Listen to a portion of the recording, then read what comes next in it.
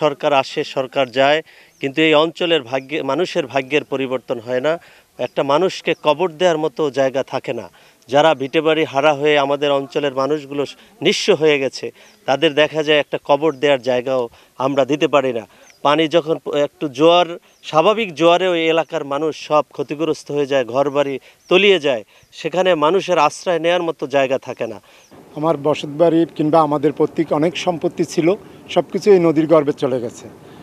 আমরা একদম সহ প্রায় এই এলাকার অনেক বসতবাড়ি আজকে ভিটেহারা, দিশেহারা।